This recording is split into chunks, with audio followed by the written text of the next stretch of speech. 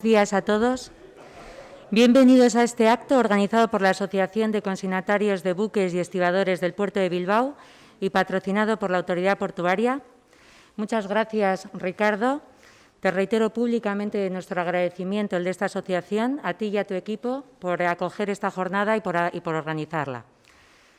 Muchas gracias también a todos los que habéis tenido la amabilidad de acudir a este encuentro, que es el primero de muchos actos que se organizarán a lo largo de este 2022 para conmemorar el centenario de esta asociación. Me alegra mucho ver representados aquí a todos los eslabones de la cadena logística, operadores, asociadas, empresas auxiliares, sindicatos, instituciones públicas, fuerzas de seguridad, medios de comunicación. Vuestra presencia es la expresión más elocuente de la transversalidad de nuestra actividad. Todos contamos, todos somos necesarios, todos cooperamos y todos contribuimos al desarrollo de este gran motor de Euskadi que es el puerto de Bilbao. Con este encuentro pretendemos ofrecer un espacio a la memoria y a la reflexión.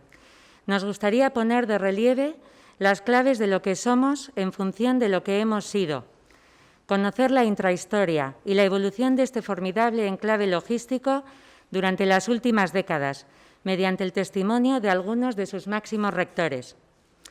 Nos acompañan hoy expresidentes de la Autoridad Portuaria, como Pedro Ruiz de Alegría, presidente entre 1988 y 1989, José Ángel Corres, que lo fue entre 1996 y 2009, José Ramón de la Fuente, entre 2009 y 2013, Asier Atutxa, entre 2013 y 2018, cuando dio relevo a Ricardo Barcala, que lo es hoy todavía. Quiero resaltar la generosidad y excelente disposición de todos ellos para participar en esta mesa redonda. Y, cómo no, la de Iñaki Garcinuño, expresidente de CEBEC entre 2018 y 2008 y 2021. Es un verdadero honor y un lujo contar con todos ellos. No sé en qué discrepan nuestros invitados de hoy, pero sí en qué coinciden. No me cabe ninguna duda de que hicieron todo lo posible por engrandecer este puerto de Bilbao. Y sin más, quiero dar la palabra a los auténticos protagonistas. Iñaki, todo tuyo. Muchas gracias a todos. Mila esker guztioi.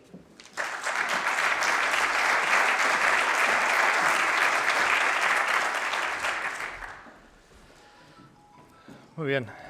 Egunon. Eta lehenik eta behin eskerrik asko, Virginia, gonbidapenagatik eta hemen egoteagatik eta giro desberdin eta gustora sentitzeagatik, bai. Muchísimas gracias, ante todo, a la Asociación de Consignatarios de Buques y Estibadores, ACBE, no solo por la invitación que se me ofrece para poder dirigir este debate o esta charla, sino sobre todo por la compañía, por la excelente compañía y por yo creo que el hito que supone el poder juntar en esta autoridad portuaria a cinco presidentes, ¿no? 5 presidentes con unos largos años de mandato y que han sido, pues, vamos a decir que el eje sobre el cual han pivotado importantes decisiones en un contexto distinto al de todos ellos, ¿no? Bien, bienvenidos todos y todas entonces a este acto que se marca dentro de lo que es el centenario. Como digo, para mí es un auténtico honor. Estas personas que están aquí presentes forman parte de esa historia, de esa intrahistoria también de lo que es el mundo portuario, que sepáis que la gente del puerto sois distintos, tenéis una serie de elementos y circunstancias que os hace formar parte de un club que de alguna manera os diferencia respecto del resto, ¿no? Sí, permíteme, sí. Vamos a coger las gafas porque si no las limitaciones van a ser mayores. Bien, sois presidentes, y ahora os voy a presentar uno a uno también, ¿no? Presidentes con unas vivencias absolutamente distintas, ¿no? El entorno político en el cual accedéis al cargo, el origen en ocasiones político de cada uno de vosotros es diferente. Os han nombrado instituciones distintas, en ocasiones un ministerio, en ocasiones un gobierno vasco, y de alguna forma habéis vivido problemáticas en muchas ocasiones distintas, pero viendo un poquito toda la evolución durante la propia experiencia que he podido tener como consejero del puerto, pero sobre todo en una mera lectura de prensa, uno es rápidamente consciente de las cuestiones trascendentales y cuestiones transversales, problemáticas que habéis vivido todos desde el inicio hasta ahora. Algunas es verdad que se han solucionado, otras son siempre permanentes y sobre ellas seguramente tengamos momento y oportunidad de poder comentar. Bien, pues sin más dilación, complemento la presentación que Virginia ha hecho. Tenemos en primer lugar, lo voy a hacer en orden cronológico con el permiso del actual presidente, de Ricardo. Pedro Ruiz de Alegría efectivamente fue presidente desde el año 88 al año 89. Pedro es ingeniero. Él había sido director general de Industria del Gobierno vasco y en un momento, Pedro, recibes la llamada inesperada, me imagino, en aquel momento para ser nombrado presidente de la Autoridad Portuaria de Bilbao. Y ahí comienzas una carrera personal, una carrera profesional y política meteórica. Realmente sufres cambios constantes, por lo menos hasta que te asientas políticamente hablando en un puesto, pero sí que es verdad que eres una figura relevante del Partido Socialista en aquel momento, por lo menos alguien a quien buscan, y estoy seguro que lo es por tu honestidad y por tu trabajo. Estuviste año y medio aproximadamente como presidente de la Autoridad Portuaria porque te llaman para ser consejero de Transportes para sustituir a Antolín en el Gobierno vasco y, curiosamente, te sitúas funcionalmente, aunque no orgánicamente, por encima de quien te sustituye en la dirección del puerto de Bilbao, en la presidencia, ¿no? Es decir, ocupas la Consejería de Transportes que está por encima de la del puerto, al menos, como digo, funcionalmente hablando, ¿no? Pero ese no será tu último puesto político, porque en aquel momento pasas a ser también, al cabo de un tiempo, delegado del Gobierno en Navarra, en unas circunstancias políticas absolutamente complicadas, ¿verdad? Una política absolutamente, vamos a decir, excesiva, sobrecargada y condicionada de forma permanente por la violencia que vivimos en aquel tiempo y que tú en persona tuviste que vivir también, ¿no? Desde el punto de vista, yo creo que social, es importante, incluso en cualquier acto que no tenga que ver con un componente histórico o político, reconocer ese trabajo y esa valentía y ese compromiso de quienes desde cualquier órbita política tuvisteis el valor de aceptar un cargo que sabías que conllevaba para ti y para tu familia una serie de consecuencias negativas, ¿no? Yo te decía antes arriba comentando que los dos somos de Deusto, pero que todavía recuerdo con mis seguramente 18 años más o menos el poder ver las pintadas que había cerca de la Ikastola de Deusto, ahí en el polideportivo con tu nombre, ¿no? Y es algo que, bueno, curiosamente me marcó, quizá por saber que mi hermano y tu hijo habían estudiado juntos y que de alguna forma era una persona conocida o relevante, ¿no? Bueno, un pequeño detalle seguramente de todo lo que realmente tú has podido vivir, ¿no? ¿Cómo fueron aquel nombramiento, Pedro? ¿Cómo recuerdas el paso de un cargo a otro de una manera seguramente tan rápida que te hacía estar en un foco político que quizás no lo esperabas, ¿no? Hice lo que me pidieron que hiciera. No tiene más mérito. Nada más. Yo creo honestamente que cumplí lo que me habían encomendado y si me toca ahora decir algo, o es luego, ahora, ¿verdad? Hombre, pues sí, tengo varias cosas que comentaros. Como soy un cascante, pues procuraré ser breve, porque hablo mucho siempre. En toda mi vida he hablado mucho. Yo fui presidente de dos compañías, del puerto y de la sociedad estiva. Lo primero que hice fue no cobrar el sueldo de la sociedad estiva. Solo cobré un sueldo. Cosa extraña. Hoy no sé si lo haría, pero eso fue así. Me negué a cobrar dos sueldos. Fui el primer presidente del puerto que bajó a trabajar 8 horas, desde las 8 de la mañana, como el resto de los trabajadores, porque yo he sido siempre un trabajador, y entonces bajaba como los demás y trabajaba como los demás. Tercero, los presidentes anteriores tenían un piso en Madrid que no quiero decir para qué lo usaban, me lo voy a saltar.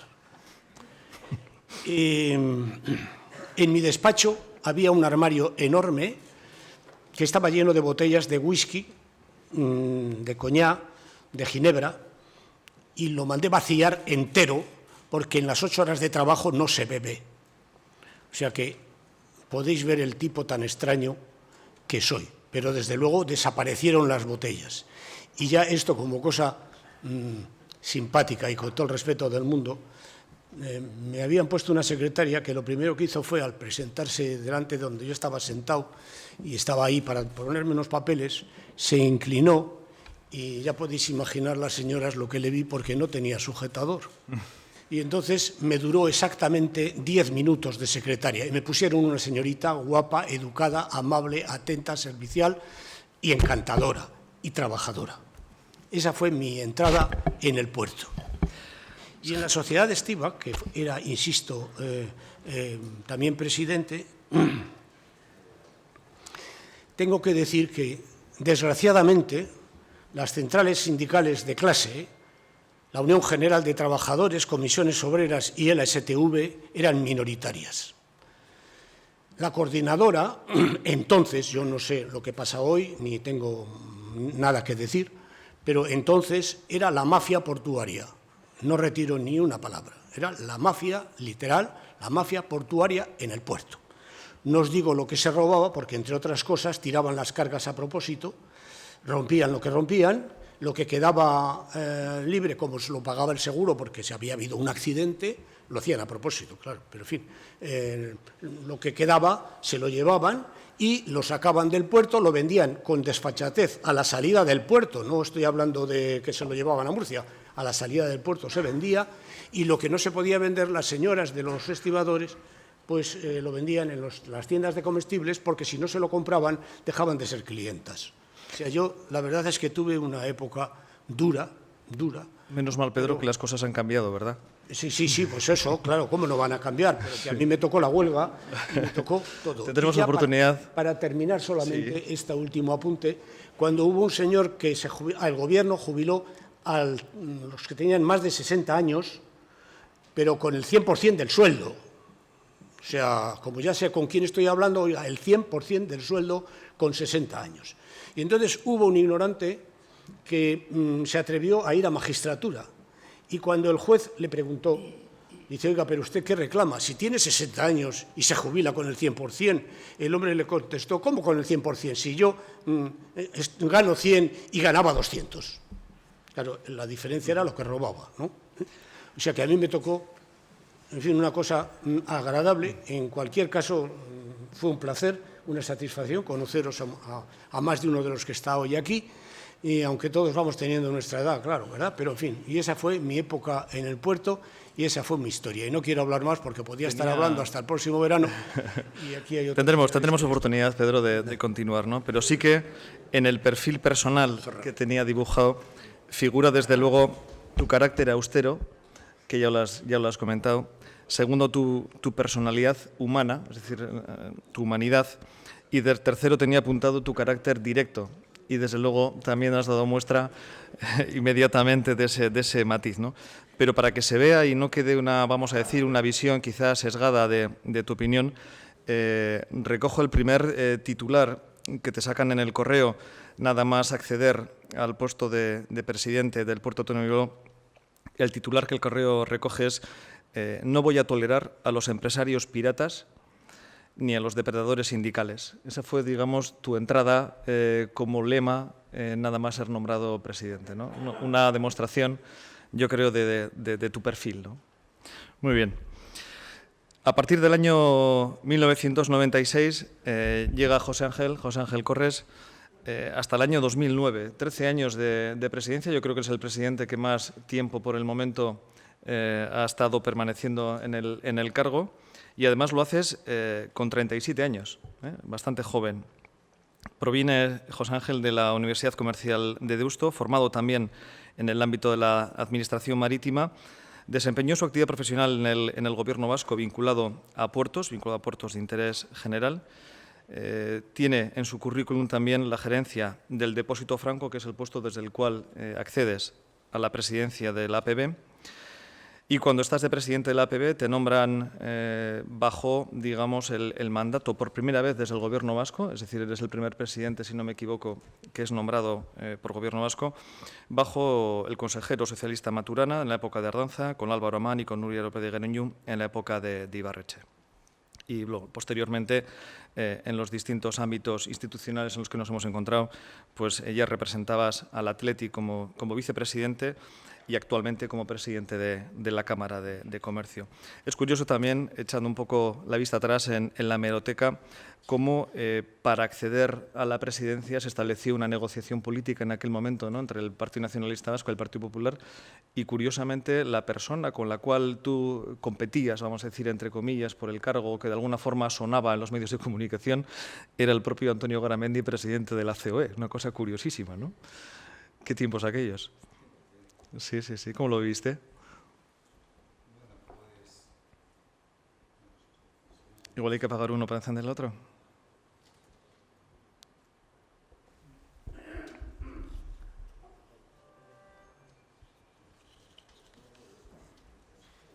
A ver si me oís desde arriba. Hombre, pues sí, yo llegué fruto del Pacto del Majestic. Fruto del Pacto del Majestic, gana las elecciones en el año 96 o 95, al final, no sé cuándo sería, el Partido Popular, Aznar, y no tiene mayoría absoluta. Entonces, pacta con Convergencia y Unió. Y en el pacto ese con Convergencia y Unión lo que establece pues, es que los puertos de Barcelona y Tarragona pasan a ser, las presidencias de los puertos pasan a ser nombrados por la comunidad, por CIU en aquel entonces. Y hay un acuerdo para modificar la ley de puertos que se materializa en la reforma del 97, ya se oficializa esa situación particular que se daba hasta entonces, ya siendo las comunidades autónomas las que nombran los presidentes de las autoridades portuarias. En ese proceso, pues bueno, iban a nombrar Barcelona y Tarragona, pero surgió una oportunidad también que también le dio apoyo al señor Aznar en su investidura el PNV. Pues a raíz de aquello, pues estaban Bilbao y Pasajes, y en la negociación Pasajes sí, Bilbao sí, Pasajes no. Hasta entonces estaba barajando el candidato del Partido Popular, que era Antonio Garamendi, y entre tanto, pues la persona que a mí me había seleccionado para el depósito franco, que era Josu Vergara, pues entonces me dijo, mándame un currículum rápidamente, que vamos a jugar unas cartas. Y el resultado de esas cartas pues, fue el hecho de que me propusiese el Partido Nacionalista jurara el cargo en los nuevos ministerios con ella Salgado, y luego pues esto así durante un año, se oficializó ya el cambio de ley de puertos. El consejero de Transportes en aquel entonces era Maturana. Yo seguí en Bilbao, Miguel Buen accedió a la presidencia del puerto de Pasajes, y luego ya pues bueno, fue una... Esa es la misma negociación donde se consiguió Euskaltel también, yo creo, ¿no? La licencia pudo ser. Sí. Yo creo que es la misma. Y 37 años, José Ángel, joven. Porque yo todavía recuerdo los comentarios cuando yo accedí a la presidencia de CEBEC también, donde el problema era que igual era demasiado joven, ¿no? Ya menos. Todo se aprende al final, muy bien. Y en el 2009 es cuando accede José Ramón de la Fuente. El 2009, que es el momento en el que tú lo dejas. José Ramón es capitán de la Marina Mercante, es el segundo capitán que está en esta mesa. Hasta el momento también había sido director general de Puertos del Gobierno vasco, no sé si previamente o unos años antes. Fue también director provincial del Instituto Social de la Marina y en un momento determinado pues, accede a la presidencia del puerto en convivencia con el consejero de Transportes, que era Iñaki Arriola, y en un mandato del Partido Socialista. Toda una vida, José Ramón, vinculada al mar, por lo que veo, ¿no? Supongo que En tu desarrollo profesional, la presidencia del puerto es una satisfacción importante, pero también, como hemos estado comentando un poquito antes, es fuente de problemas, ¿no? ¿Tú disfrutaste de tu cargo o al final en la presidencia del puerto uno tiene tantos frentes abiertos que no tiene ni tiempo de disfrutar? ¿Cómo lo viste? Pues hombre, siempre disfrutar, en aquellos momentos te diría que no. Ahora, en la perspectiva de ahora, pues lo recuerdas, siempre recuerdas lo bueno, o por lo menos yo recuerdo lo bueno. Nada más decir que evidentemente el hándicap que hubo en el año 2009 es que vino la mayor crisis financiera y nos pilló a nosotros con una crisis impresionante. Entonces, nosotros mantuvimos, el puerto de Bilbao mantuvo tanto las empresas como las sociedades estivas sin hacer ningún tipo de ERE, y nuestros puertos de alrededor y la mayoría de la península tuvieron que hacer sus ERES, que entonces no existía el ERTE, y el atravesar esa legislatura con aquella crisis financiera, porque esta crisis ha sido otra cosa, era lo más duro que recuerdo yo. Pero sí quería decir que lo bueno del puerto, y como satisfacción del puerto, es que siempre ha sido unos eslabones de una cadena. Y nosotros tenemos hoy un día un puerto exterior que empezó en los años 70. Todos los de esta mesa hemos contribuido en algo para este puerto exterior y estamos donde estamos por creer en el puerto. Con independencia de eso, que hay, que recuerdas, pues como suelen decir, va en el sueldo, va en el sueldo. Las huelgas y todo esto va en el sueldo y algún sinsabor que otro va en el sueldo. Todo lo demás es satisfactorio absolutamente. Y siempre en el ánimo del apoyo total a que el puerto de Bilbao siempre que esté donde debe estar. Sin más. Muy bien. Y luego llega el 2013. En el 2013, no sé si desde Lemoa se ve el mar o no, pero uno de Lemoa, de tierra adentro, accede a la presidencia del puerto. Bueno, Asier Atutxa tiene una trayectoria, yo creo, pública desde muy pronto, ¿no? Yo también te conozco en la parte privada, con las empresas de ingeniería, con Igeplan, con Arquiges, con tus hermanos. De alguna forma, lo que es la imagen, vamos a decir, pública a nivel de empresa la adquieres quizás con la Dirección de Recursos Humanos en el Museo Guggenheim, y tuve la oportunidad y el gusto y el honor también de compartir 5 años de consejero en el momento en el que tú accedes a la presidencia, yo accedo también a la mía de CEBEC. Y la verdad que fue una época, yo creo que bonita para mí, una experiencia muy positiva, donde bueno, tuve la oportunidad de ver de qué forma el perfil seguramente personal, tu empuje, tu carácter extrovertido y directo también, como el de Pedro, acaba forjando una manera de trabajar seguramente, ¿no? Y la facilidad con la cual uno puede enfrentarse a determinados problemas, como son quizás estos de índole laboral, bajo una forma de ser que invita a la comunicación o que invita al acuerdo, ¿no? Ahora mismo estás en Price, en un proyecto bueno, pues, tremendamente importante que te hace viajar, moverte, tener conocimiento de cuestiones trascendentales para la economía. Los fondos Next Generation eres un actor principal de su tramitación, al menos, y no de su adjudicación. Y también en la Torre Vizcaya, vinculado con el emprendimiento. ¿Qué pudo suponer para ti este periodo de 5 años en una presidencia del puerto dentro de una trayectoria profesional que está demostrándose un éxito a golpe de trabajo, me imagino? Vaya, entzutena. Pues sí, tal y como dices tú, yo soy de Arratia. Y como hay... la verdad es que cuando a mí me llaman del Gobierno vasco para participar en el proyecto del puerto, yo no me lo esperaba, porque estaba en la iniciativa privada. Pero probablemente, no sé, yo creo que hay etapas a lo largo de la vida que pueden ir bien, incluso que alguien con una mirada diferente haga preguntas diferentes, ¿no? Yo reconozco que nada más llegar, tal y como suele repetir uno de los asistentes a la mesa redonda esta que hoy estamos aquí, siendo Arratia pensaba que puerto era el masculino de puerta. Poco más sabía del puerto. Con lo cual lo que hice inicialmente fue reunirme con todos los agentes del puerto y evidentemente ponerme a disposición de todos y cada uno de ellos para pedirles que me ayudaran. O sea, tan sencillo como esto, que yo ya me encargaría de hacer todo lo que estuviera en mis manos para que los proyectos fueran de éxito, ¿no? Mi recuerdo del puerto no es que sea positivo, es excelente. Al día de hoy, cuando me preguntan incluso por mi trayectoria en Price, que por cierto, antes comentaba, el tiempo vuela. En julio, Ricardo hará ya 4 años aquí. Yo en Price me lo paso muy bien, tengo un proyecto muy bonito y ahora que no me escucha él, un presidente excepcional. Pero es verdad que cuando hablo del puerto yo creo que se me iluminan un poco los ojos, porque me lo pasé fenomenal. O sea, me lo pasé fenomenal trabajando a tope. Y qué mejor suerte que trabajar a tope y además pasártelo bien. ¿Que tienes momentos amargos? Bueno, sin ningún tipo de dudas, pero es que eso es la vida misma. Lo que yo sí creo es que, como contaba José Ramón, ¿no? Al final esto es un proyecto de cateas de AETEN y siempre se ha desarrollado el puerto, y yo creo que sigue siendo, como un proyecto estratégico, desconocido, probablemente por el país, pero probablemente la infraestructura más estratégica del país.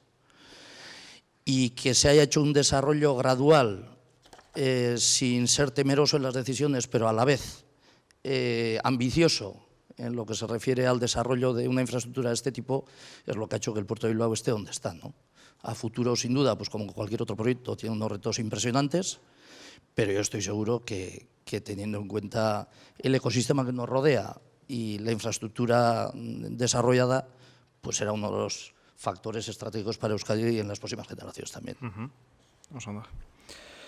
Y llega Ricardo, que es en el 2018. No te doy la bienvenida, Ricardo, porque estamos en tu casa, así que eres el anfitrión.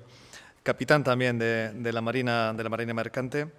Y bueno, tu trayectoria política está directamente vinculada con un ayuntamiento también, como es el de Bilbao, que forma parte importante, ¿no?, de esta entidad.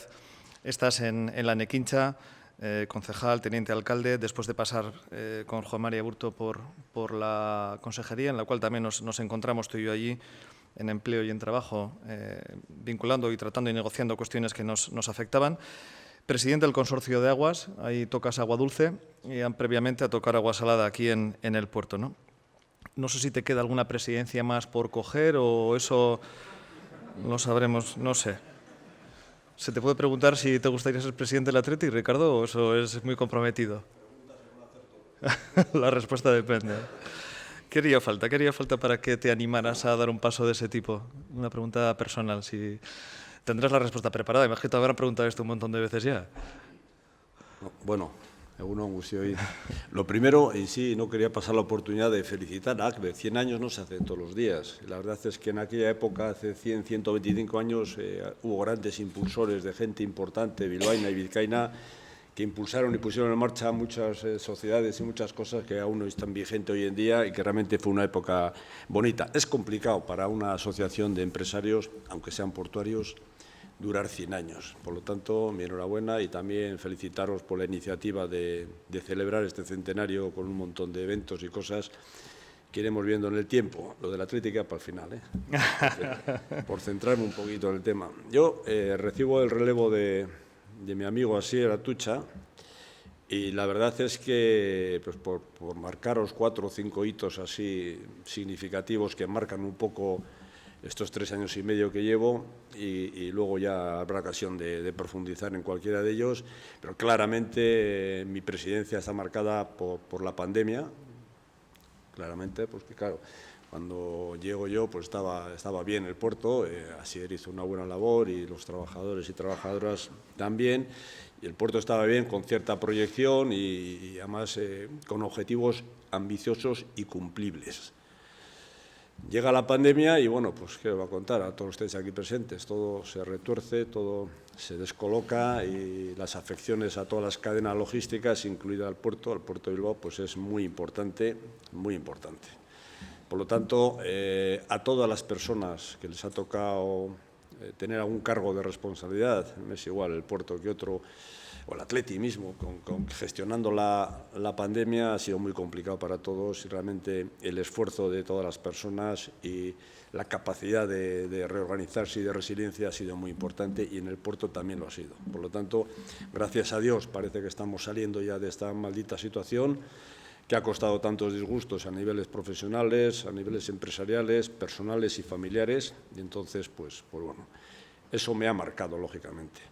Otro tema que no hay que excluir, que también me ha marcado, pues ha sido el conflicto laboral de la estiba, ¿no? Cuando otros puertos ya estaban repuntando de la pandemia, ya hacían el efecto rebote y ya se estaba reorganizando, reubicando todo, la verdad es que ese conflicto laboral, pues como puerto, sin señalar a nadie ni ninguna causa, simplemente conflictos existen, se optó por hacer una huelga muy importante, no sé, me dicen a mí que es la más importante que ha habido en el puerto en cuanto a número de días, pero bueno, si no lo es, estará cerca de serlo y realmente nos hace mucho daño, no solamente ya el hecho de gestionarla en el seno de la pandemia, además, y con la huida de tráficos y ese tipo de cuestiones que nos afecta, luego es muy difícil recuperar, muy difícil ganar la imagen, la credibilidad.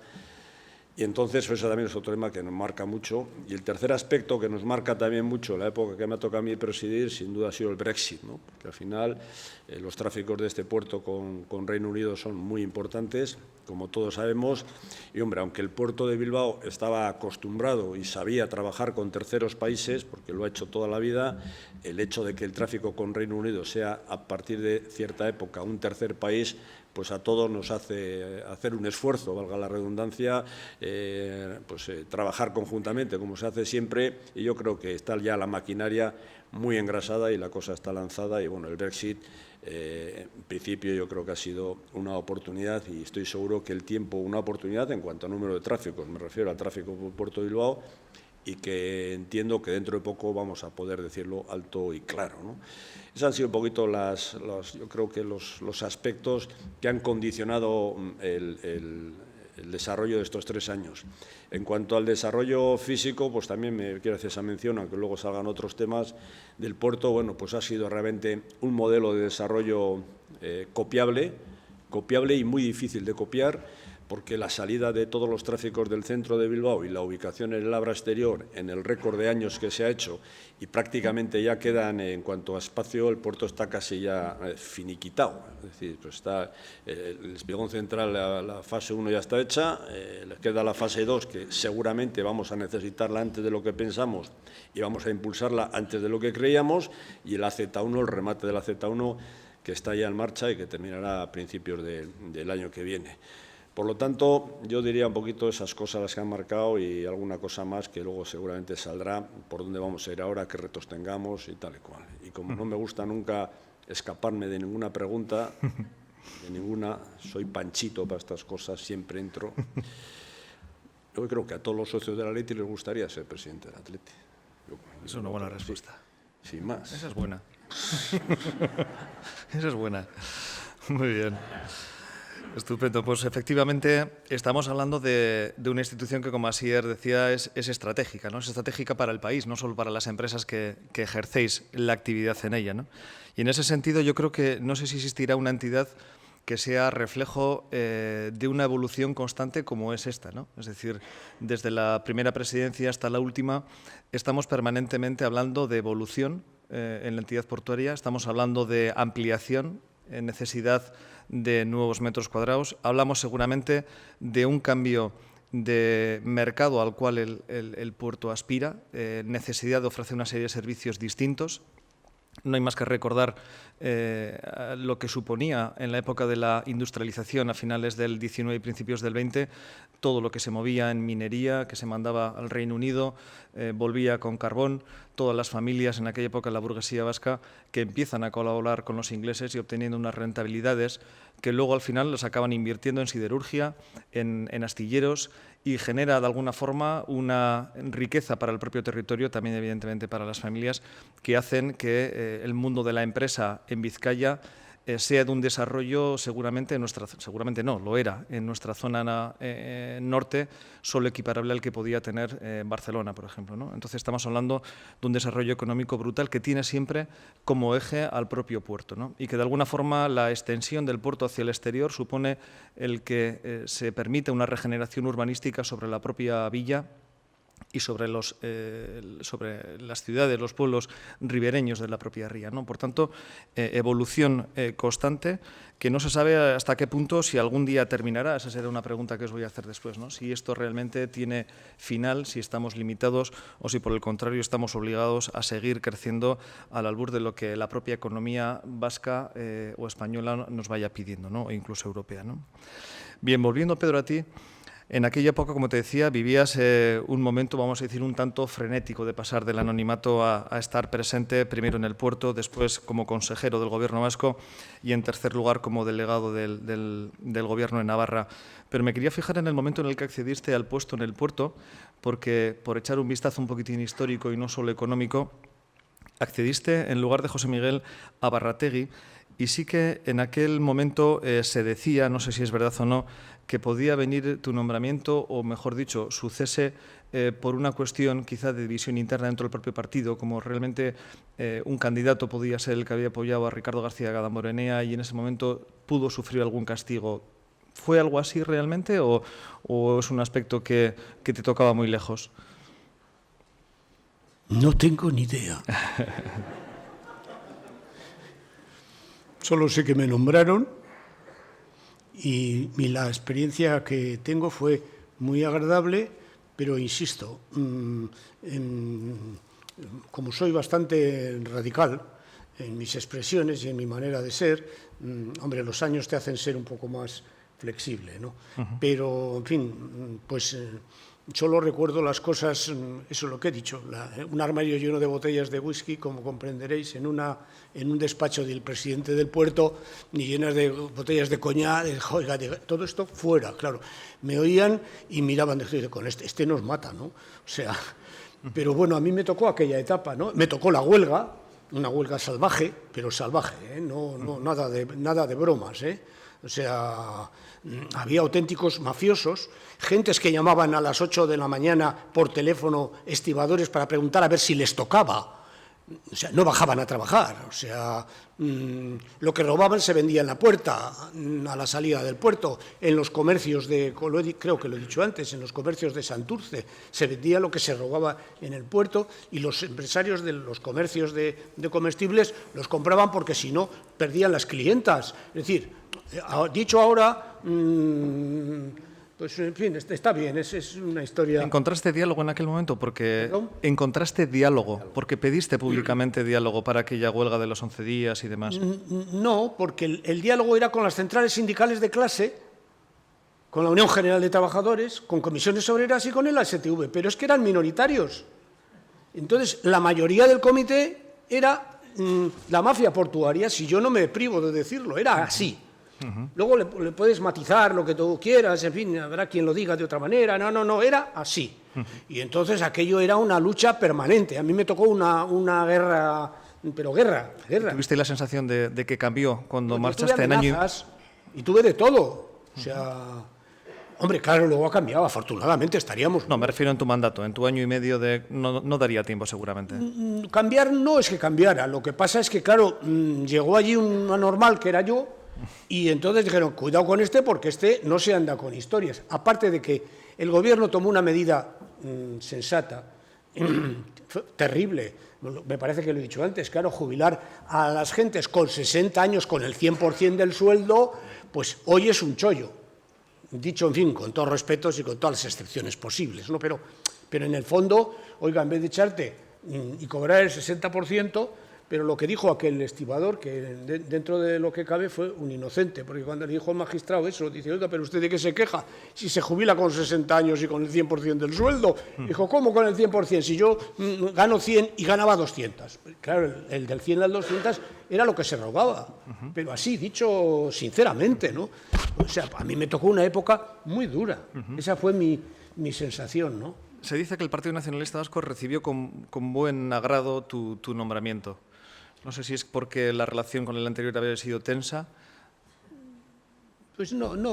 ¿Te encontraste a gusto en...? Sí, no, yo no tuve... Además de que a mí los que me nombraron eran los que estaban, en fin, dentro del partido en su momento, pues, en fin, yo me llevaba muy bien con Chiqui Venegas, con Ramón Jáuregui, y eran personas sensatas, serias, responsables. Barrio Nuevo era ministro en aquel momento. ¿Perdón? Barrio Nuevo era ministro en aquel momento. Sí, pero yo con Barrio Nuevo no hablé nunca. No. Por suerte. No hablé nunca, no me tocó. No, Sí. No hubo oportunidad. No hablé nunca, no digo porque no tuve necesidad.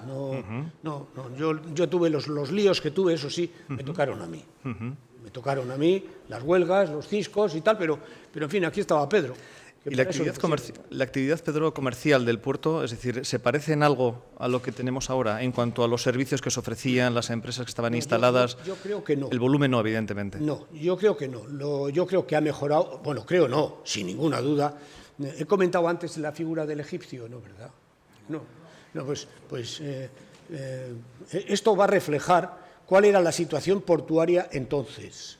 Había una figura que se llamaba la del egipcio, que ya me alegro no haberla dicho antes, porque ahora me viene al pelo para contestar a la pregunta.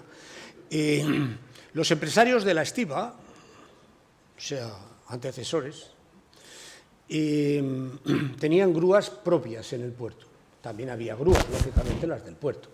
Pero lo que no podían hacer era poner el gruista. El gruista tenía que ser estibador. Y entonces contrataban a un estibador, porque no les quedaba más remedio, y ponían a su gruista, y al que habían contratado, que era porque claro, se cargaban las grúas. Y entonces el estibador se sentaba en la pata de la grúa durante las 8 horas de trabajo, estaba así, y le llamaban el egipcio. Porque estaba así todo el día, ¿no? O sea que eran unas situaciones pues que hoy suenan impensables, ¿no? Pero era así, ¿no? Y además alguno que acabo de ver una cara de entonces sabe que estoy diciendo la pura realidad, ¿no es así? Bueno, pues a mí me tocó todo aquello, bueno, a mí y a todos los que estaban detrás, por cierto, que había gente muy seria, muy trabajadora, muy responsable. El puerto era una institución como sigue siendo, es decir, las gentes eran serias y formales, trabajadoras, responsables y de todo, ¿no? Pero la sociedad estiva estaba dominada, insisto, no por la clase trabajadora organizada, sino por una mafia portuaria que abusaba y robaba.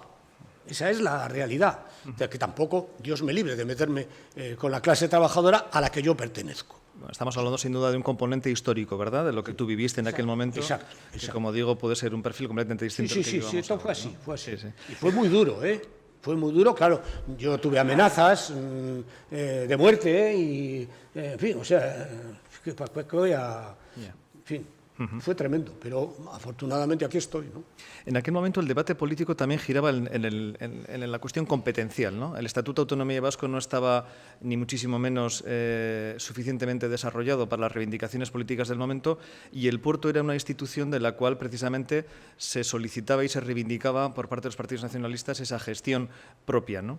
En aquel momento, además, incluso con una figura relevante como era Javier Atutxa, que también capitán también del mundo marítimo, de Marítima Candina, tenías debates públicos, aparecen en prensa, ¿no?, sobre esa cuestión, ¿no? Tú solías decir, no, toca trabajar, recuerdo, he leído. Yo no iba más que a trabajar y no he participado yo no quería entrar, además yo era un profesional que le habían puesto allí como profesional. Mi profesión, como sabéis, soy ingeniero industrial y yo fui allí a hacer un trabajo que además, eso sí, y además lo digo con mucho orgullo, yo fui el primer presidente que fue a trabajar a las 8 de la mañana y fue el primer presidente que trabajó 8 horas y fue el primer presidente que se cargó las botellas de whisky, de champán y de tal que había en el despacho, y yo he sido un bicho raro, pero estoy muy orgulloso de haberlo sido. Y claro, me parece que soy un orgulloso, ¿no? Pero es que estoy contando la vida porque fue así, a mí me tocó aquello. Si a otro le hubiese tocado, pues habría sido similar, ¿no? Pero a mí me tocó. Tú, José Ángel, supongo que no te encontrarías con ninguna botella, ningún armario, ni estatua. Está todo limpio y... a las 8 tampoco. Y a las 8... En 13 años tuyos, la verdad que el puerto tuvo que cambiar, no ya de un presidente a otro, sino, ¿no?, incluso desde que lo coges a que lo dejas, realmente 13 años da como para que pegue un cambio brutal, ¿no? Bueno, yo no sé si son en esos 13 años, o un poco antes o un poco después, porque quieras que no, yo llevo toda la vida en el puerto, ¿no? Pero lo cierto es que sí. Incluso desde la propia Asociación de Consignatarios, que ahora está celebrando su centenario, consignatarios y estibadores, la C y la E, pues yo creo que antes había muchos más consignatarios y muchos más estibadores. Ha cambiado mucho, ¿no?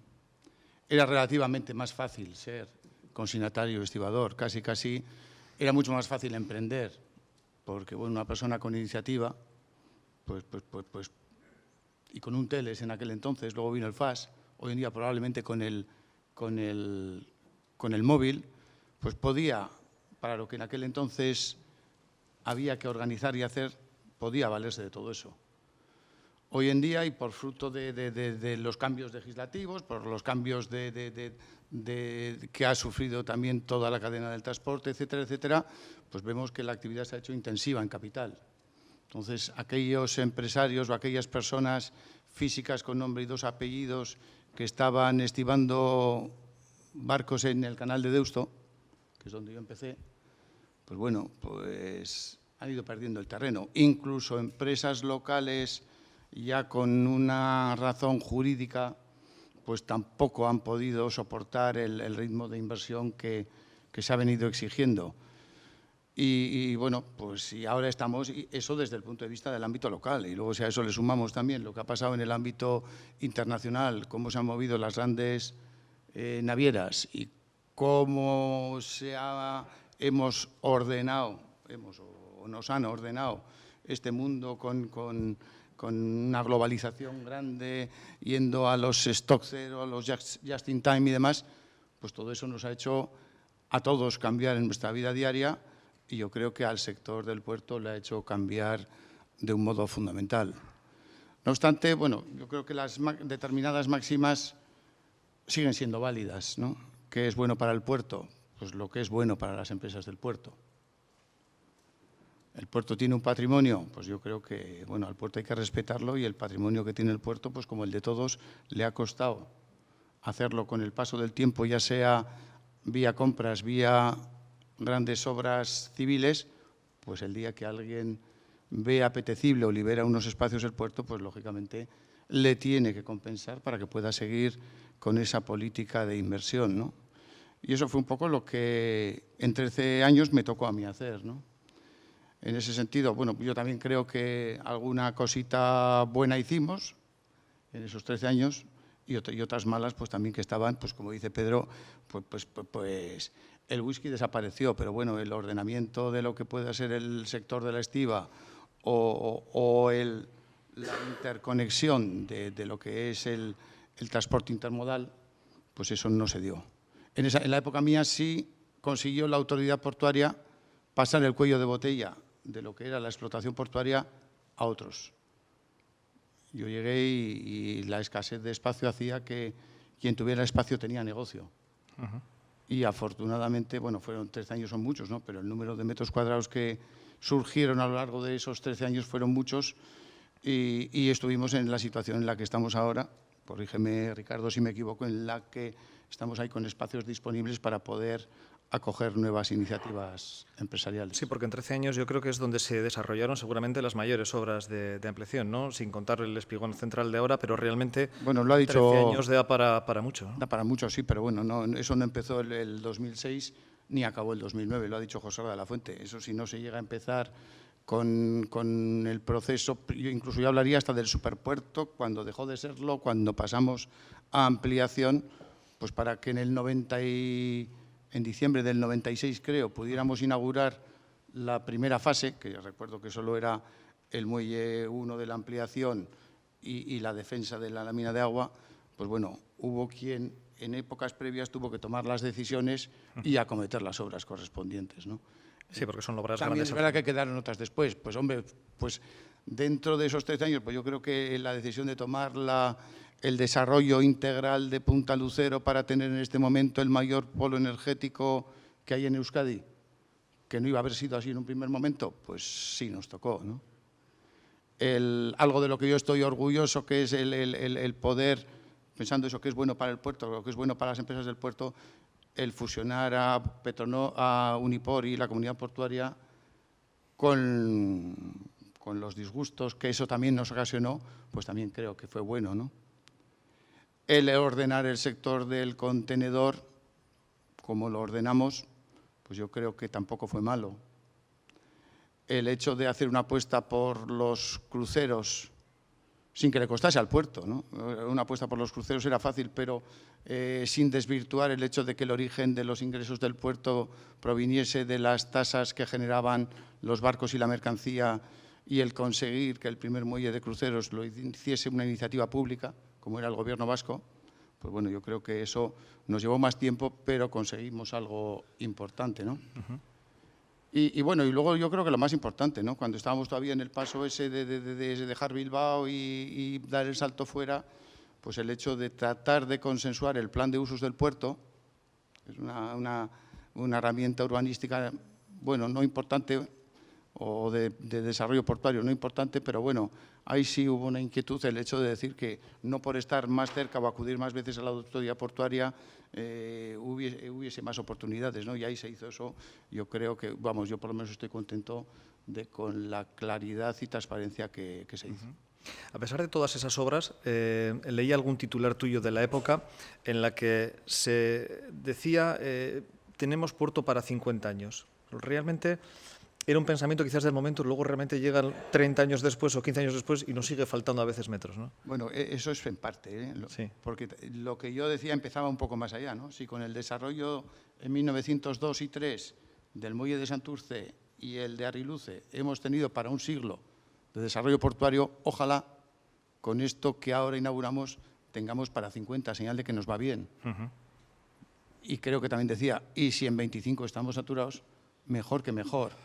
Bueno, pues parece que estamos en la tercera de estas hipótesis, o en esta tercera alternativa, y bueno, en cualquier caso vemos que no han crecido el tráfico de toneladas como hubiésemos deseado, entre otras cosas porque el entorno que tenemos pues tampoco ha crecido como hubiésemos querido.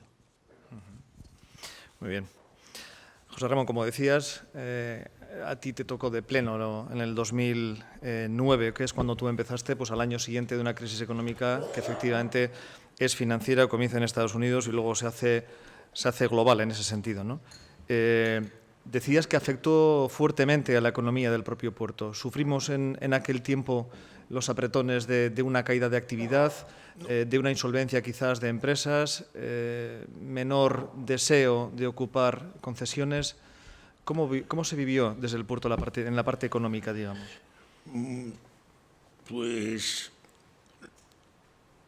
definitivamente te puedo decir que el puerto de Bilbao en ese momento hicimos frente a esa crisis probablemente como el número 1 de España. En aquel momento, sí es cierto que no... En cada momento tienen sus problemas. En ese momento, como tú bien has dicho, era la crisis financiera.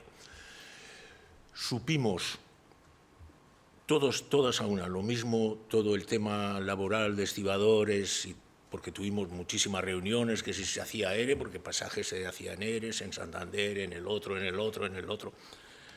Y luego, con la ayuda de los consignatarios y con la ayuda de todos, y el puerto al frente como uno más, porque esto es así. O sea, cuando hablamos del puerto de Bilbao, es que estamos hablando de todo. Supimos, de alguna manera, en ese momento, hacerle frente a la crisis. Y ahí están las hemerotecas, y entre todos, ahí tengo que agradecer a todos no solo la Asociación de Consignatarios, de Estibadores, de todos, y ellos recordarán que salimos de la crisis y los números, no hace falta más que tirar de hemeroteca, que mantuvimos. Éramos recién puestos las terminales, que como ha dicho José Ángel, fue el propulsor de la ordenación en terminales de containers, que es el futuro, y mantuvimos en esa época, porque era reciente lo que era la terminal de contenedores, mantuvimos el pulso. Y eso es muy importante, sin dejar atrás los eslabones que hacíamos, que antes he citado, y que también ha citado Asier, los eslabones de la construcción de lo que es el superpuerto para estar hoy donde estamos y decir, como ha dicho Ricardo, que nos toca la segunda fase. ¿Y qué me tocó a mí? Pues durante 4 años, que era una cosa muy complicada, la consecución en el Ministerio de la declaración de impacto medioambiental para hacer el espigón central. Porque claro, cada obra de estas, aparte del hormigón, y para cuando yo me fui, tenía la declaración de impacto, así es, para cuando él considerase o el momento económico lo demandaba, poder seguir construyendo conforme, claro, también decían mi compañero José Ángel, todos estos eslabones empiezan casi en el año 70, desde que se hace Punta Lucero empieza a poner la primera piedra. Y ahí hemos pasado todos por todo. Esa es la parte buena que tiene esto, que no tiene la política, ¿no? Que parece que dura 4 años, todo se termina, y si dejas un déficit del 6% al siguiente, allá se la ventilen, ¿no? O sea, aquí no cabe eso porque las obras son de tanta larga duración. Aquí por lo menos yo lo que heredé, antes también había sido consejero con José Ángel, siempre ha habido una cosa como no escrita y siempre hemos creído todo en lo que hacíamos en el puerto. Y yo ahora mismo estoy muy satisfecho porque todos mis compañeros, Asier y ahora Ricardo, seguimos la misma hoja de ruta. Claro, las circunstancias en un puerto, el análisis, esto es un poquito más complicado, porque es tan dependiente del mundo externo. Pues ahora, sin comerlo ni beberlo, te viene esta crisis, se cierra todo y poco puedes hacer. Entonces, pero estás preparado para esa crisis pasarla muchísimo más cómodo que otros puertos, porque siempre hemos tenido una situación financiera con más y con menos buena. Siempre hemos, con nuestro trabajo, una de las cosas que más no dolía, pero esto era cuando teníamos que contribuir siempre, como decía, ¿cómo esto de contribuir a otros puertos para que me hagan la competencia? Yo esto lo llevaba muy mal, nunca lo llegué a entender. Pero bueno, me voy a cortar. El saneamiento realmente del puerto yo creo que ha sido una constante durante todo el tiempo, ¿no? Es decir, a pesar de las obras millonarias que en ocasiones uno ve el balance y ve el PIG y parece como que cuánto se ingresa, es que cuánto se invierte, ¿no? Es decir, efectivamente. Estamos hablando de millones y millones. Efectivamente. ¿Y qué capacidad inversora teníamos? Podemos decir que en todos estos años, ellos saben tanto como yo más, la Unión Europea, cada vez que nos hacía una auditoría y todo esto, siempre hemos salido, pero con notable. Siempre hemos sido, y además, como es siempre, buenos pagadores. A ti te tocó, José Ramón, una movida interesante desde el punto de vista, digamos, teórico, como fue el puerto seco de Pancorbo, en Burgos. En el momento aquel en el que se decide la compra de unos metros cuadrados importantes, que de alguna forma hiciera de puente con la meseta, un tráfico que en todo momento quizá no fuera importante en aquel momento, pero se pretendía captar, surge de nuevo el mundo político sobre el económico en este caso, ¿no? Y se forman unas tiranteces territoriales, vamos a decir, se atiza de alguna forma ese agravio comparativo, en este caso hacia Álava, teniendo como se tenía, pues Jundiz decían por un lado, se tenía también Arasur, que estaba también levantándose. De alguna forma te tocó defender la importancia de ese lugar estratégico frente a los otros dos por una cuestión puramente técnica, ¿no? La conexión ferroviaria y el hecho de que los otros dos lugares alaveses tenían una serie de hándicaps. Fue un momento duro porque yo he leído algunas entrevistas con Javier de Andrés en aquel momento, que era, no sé si el presidente del PB Alavés o el secretario, pero con mucha tensión, con excesiva también virulencia y con una sobreactuación quizás, ¿no? Pues sí, fue un momento duro. Bueno, esto es el puerto de Bilbao, como puerto de Bilbao, no tenía ningún punto de conexión en un eje que a futuro vendrá, que es el ferroviario para la Unión Europea, como puerto de Bilbao. Porque cuando hablamos de Jundiz, Arasur y tal, hay mucha historia, son puertos secos que se han hecho o se hicieron en el análisis de aquel momento con otro objetivo, eran otro objetivo, luego lo han tenido que reconducir, pero en el inicio eran otro objetivo. Y el puerto de Bilbao no estaba situado. Y nosotros hice yo como varias, con la Asociación de Consignatarios, por supuesto, con CEBEC también, hicimos varias reuniones y fui recorriendo, con la Cámara de Comercio también, fui recorriendo, y yo solo lo único que vendía, me compraban según la situación política de cada partido, porque esto las cartas son así. Entonces, yo lo único que vendía, miren señores, esto lo podemos hacer. ¿Por qué? Pues porque el puerto de Bilbao no tiene, como puerto de Bilbao, para sus operadores, para sus consignatarios, un sitio a futuro.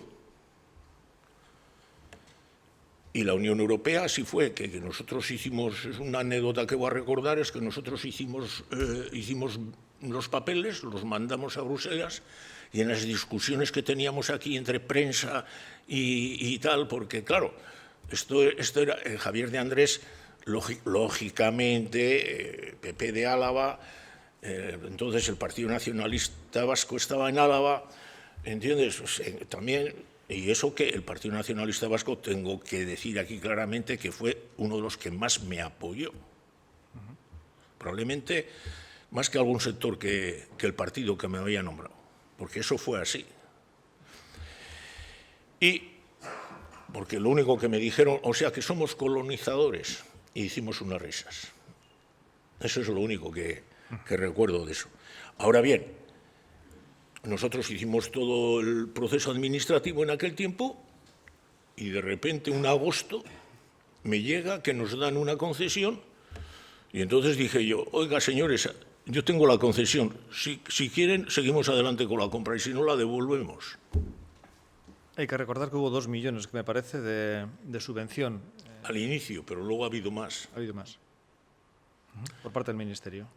No, por parte de la Unión Europea, no recuerdo yo ahora las cifras, pero fue un tanto por ciento bastante elevado. O sea, el tema financiero y todo esto salía, pero que es como una compra, es una adquisición de un valor como puerto.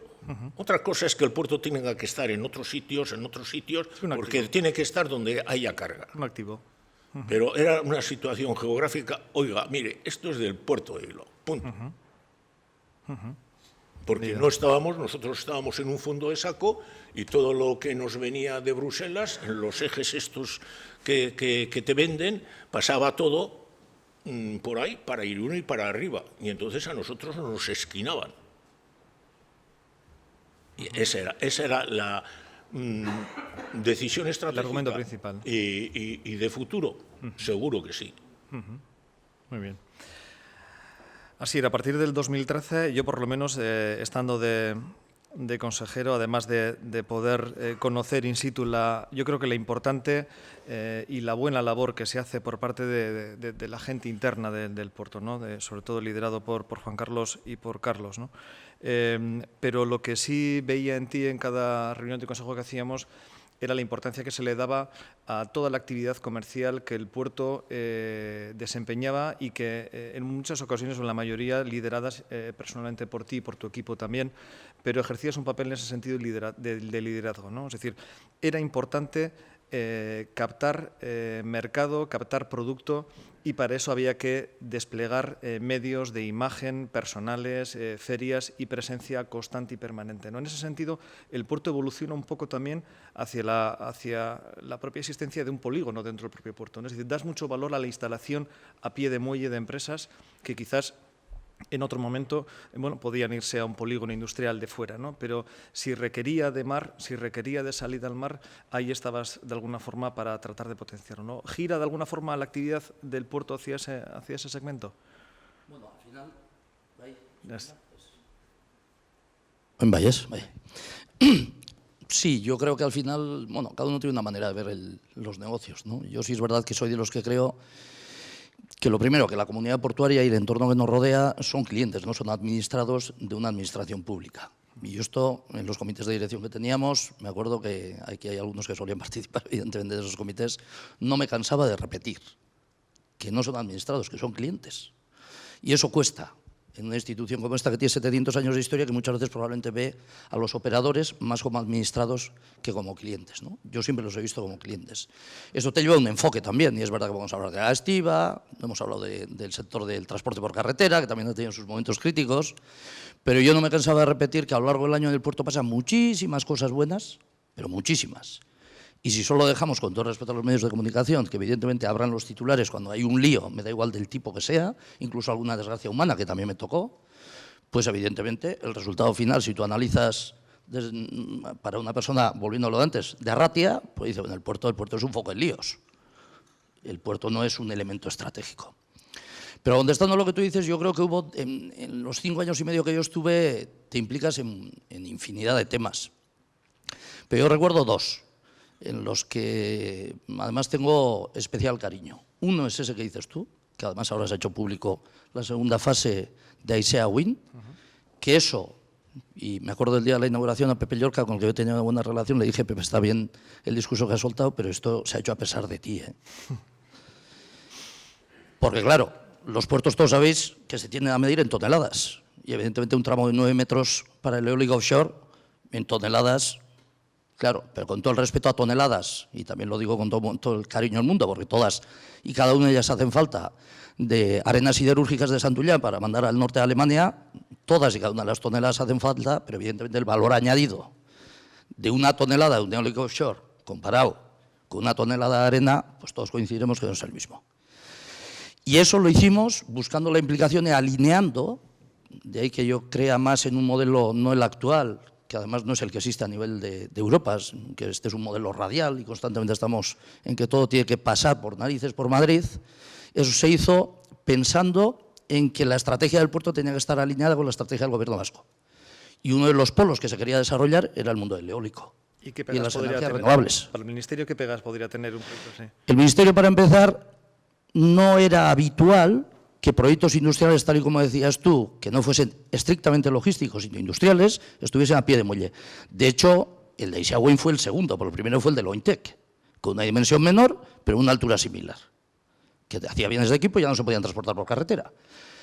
Claro, si tú no eres consciente de un tejido industrial como el de Euskadi, que necesita cada vez más estar a pie de muelle porque hay elementos que se pueden transportar por carretera, y lo ves desde la perspectiva de puertos del Estado, probablemente llegas a la conclusión de que eso es una locura. Y tan era una locura que evidentemente se podían construir naves industriales, pero de acuerdo a la ley de puertos del Estado, en principio se podrían construir, pero había una fórmula que casi y prácticamente imposibilitaba el que eso se produjera. Y a pesar de eso, avanzamos y conseguimos que se construyera la nave, ¿no? Entonces, yo sí creo que a futuro, uno de los grandes retos del puerto, yo a Ricardo ya le he oído más de una ocasión, es buscar ese equilibrio, ¿no?, entre ser un puerto realmente logístico y un puerto que aporte valor al entorno, y en ese entorno, evidentemente, está esa vertiente industrial. Y el otro tema, que es verdad que la estiba ha tenido sus idas y venidas, pero es verdad que la estiba fue una buena oportunidad para el puerto de Bilbao y que yo creo que puede suponer una buena palanca para futuro. Y fue una buena oportunidad, te voy a decir, ¿en qué? Vino el tema de la sentencia de Bruselas en relación al mundo de la estiba, estaba Rajoy en Madrid Y yo recuerdo que, evidentemente, yo estaba convencido que el Partido Socialista, en esa dinámica política que se suele montar, no iba a apoyar la reforma de la Estiba que planteaba Rajoy. Y todos los días llegaba una multa de Bruselas. Y, evidentemente, tarde o temprano, como suele pasar en muchas ocasiones, pues a esos que se suponen que están en Madrid, a pesar de que no quieren estar, pues les miran para que voten cosas. Y yo recuerdo que me reuní, porque evidentemente a mí me puso el Gobierno vasco aquí, pero de la mano de un partido político. Y me reuní en Sabinechea, con quienes me tuve que reunir, y les dije, nos va a tocar tarde o temprano votar a favor de la estiba. Y a pesar de que algunos estibadores, que además veo a algunos de ellos aquí, me quieran matar, como esto va a ser cambiar todo para que no cambie nada, que evidentemente eso es lo que pasó, tenemos una oportunidad para evitar las multas que les llegan al Gobierno central, y es pedir a cambio una encomienda de gestión de la fase 1 de la variante subferroviaria. Y conseguimos, me acuerdo que además era el aniversario de Belatia, y Arantza Tapia, que hoy es consejera también, que entonces era de Transportes, conseguimos, porque me dijeron, vale, pues que lo metan en presupuestos. Y evidentemente yo les dije, oye, mira, si a cambio de esto nos hacen una transferencia de prisiones, yo no voy a aguantar un lío de la pera en el puerto para que nos manden prisiones. Pero si hay que aguantar un lío en el puerto por algo tan estratégico como la conexión ferroviaria, pues ya lo aguantaremos. Y conseguimos que fuera encomienda de gestión. Y esa es una inversión de 450 millones de euros.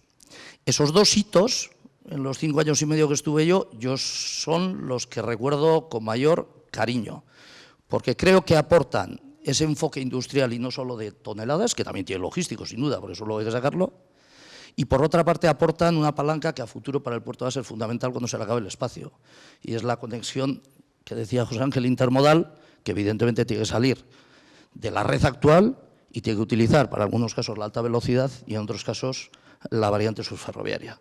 Y bueno, pues yo creo que como comentaba también José Ramón, esto es lo que he dicho antes, es cate hasta etén, ¿no? Esto sigue, sigue y sigue, y algún día lo dejará Ricardo, que espero que sea muy tarde, y vendrá otro, y si no lo hace mal a propósito, pues seguirá. Fue interesante también en ese sentido, Asier, la captación de Gamesa, ¿no? El tema eólico, ¿no?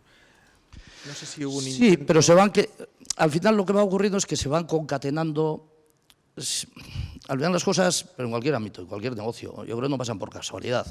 Gamesa, para que viniera aquí, esto se almacenaba en Arasur. Y conseguimos que Gamesa viniera aquí, bueno, con un montón de procesos de negociación, también con los propios estibadores, que yo tampoco lo entendía del todo, con las propias empresas, hacerles una propuesta que para ellos fuese razonable, porque claro, descargar palas en Arasur y volver a cargarlas no era descargar y cargar cajas de vino. Con lo cual, si los llevabas al punto final, pues fenomenal. Pero para eso había que ponerse muy a tiro a hacer una política comercial buena. Y la hicimos, porque hasta entonces iban a Santander. Claro, cuando dices, viene Gamesa, construyes a Isea Wind, hablas de Vicinay, de Navacel, empiezas a crear un ecosistema, luego vino Acciona Nordex, empiezas a crear un ecosistema que hace que, además de ser un polo energético de la época de José Ángel, que evidentemente es el mayor del norte de la península, pues te conviertas en el mayor polo de producción de energía eólica offshore, que era una de las líneas estratégicas del Gobierno vasco. De ahí que yo diga que, en mi opinión, los puertos a nivel de Europa no se gestionan. Yo no conozco un puerto del Estado en París, ni otro en Berlín. Se gestionan por administraciones que normalmente son muy cercanas a la economía y al puerto allí donde esté ubicado.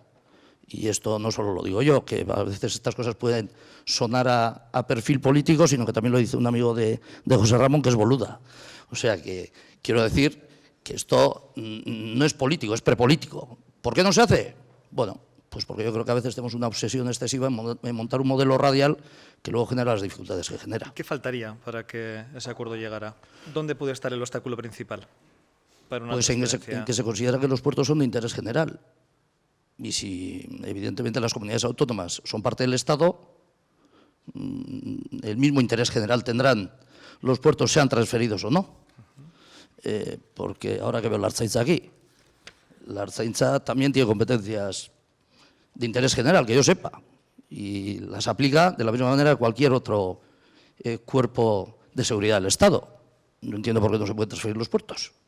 Sobre ese sistema portuario decías en una conferencia que diste en el Foro en Europa que existe una sobreoferta en infraestructuras portuarias y que hacías referencia a un informe del Tribunal de Cuentas Europeo donde se decía abiertamente que el sistema portuario español tiene muchas ineficacias y un elevado riesgo de despilfarro. Bueno, es que yo creo que el modelo en ocasiones, visto desde fuera, te puedes equivocar. Yo creo que gracias a todo esto que estamos comentando aquí, el desarrollo del puerto de Bilbao ha sido sin prisa pero sin pausa. O sea, lo que ha comentado Ricardo, ¿no? Ricardo, por lo que yo leo al menos en los medios de comunicación, va viendo el desarrollo y la ocupación de la fase 1 del Espigón, y en la medida en que ve que llega el momento y los tiempos administrativos que necesitas para hacer la 2, pues estará pensando en adelantarlo. En cambio, ha habido desarrollos portuarios por ahí que han sido más, hago el megapuerto y luego ya vendrá la carga. Y eso no es tan automático. Las cosas necesitan un ecosistema que rodeen al puerto.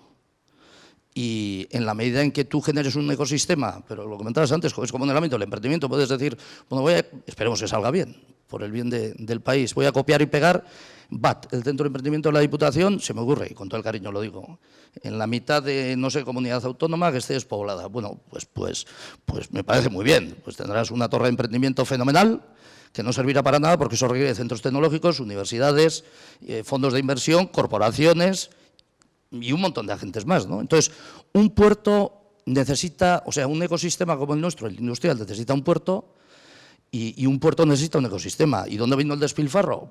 Pues evidentemente tú a nada que analices determinadas infraestructuras que se desarrollaron, se convirtieron en casi, en más que en puertos, en aeropuertos como el de Castellón. ¿Y el tema del automóvil de pasajes tiene ubicación aquí o cómo lo viste? Porque también intentaste, yo recuerdo, meter la nariz en ese mundo, ¿no? No sé si... Bueno, al final nadie regala nada. Quiero decir que si el puerto de Bilbao hace apuestas y al final consigue determinados tráficos es porque a la economía que le rodea le compensa que eso sea así. O sea, nadie se cambia de puerto por quedar bien con uno o quedar peor con otro.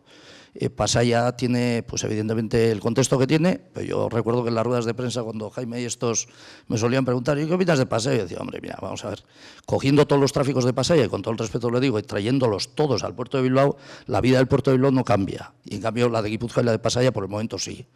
Y nuestra competencia, yo entiendo que no es Pasaia, con todo el cariño, nuestra competencia en aquel momento, y yo creo que seguirá siendo la misma, son otra serie de sistemas de transporte de mercancías y otros puertos en los que evidentemente, bueno, pues Pasaia tiene su papel, pero ese es uno de los problemas de comunicación. Cuando la gente te preguntaba, no digo los medios de aquí, pero cuando vas fuera te dicen, ¿compites con Pasaia?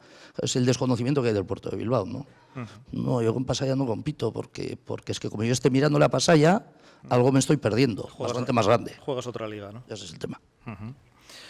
Muy bien. A ti, Ricardo, después de 2 años de transición, un poco de tregua, que fueron, vamos a decir que el año 18 justo, de alguna forma te llega el batacazo con el Brexit, ¿no? Lo primero, el Brexit que salen de la Unión Europea el 31 de enero del 2020, tras ese referéndum del 2016, que lo ganan con un 51,6%, yo no sé si ahora votarían lo mismo o no, pero supuso una incertidumbre muy importante y luego seguramente pisar el acelerador para que toda la entidad portuaria, toda la comunidad portuaria se preparara, y el puerto en especial, para poder asumir, bueno, los nuevos trámites burocráticos que se requerían y seguramente prever una caída de movimiento y de mercancía, ¿no?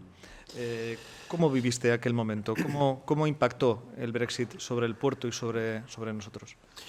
A ver, en primer lugar, yo creo que en sí mismo, y analizando, estoy un poco constipado, analizando el conjunto de Europa, creo que es una mala noticia el Brexit.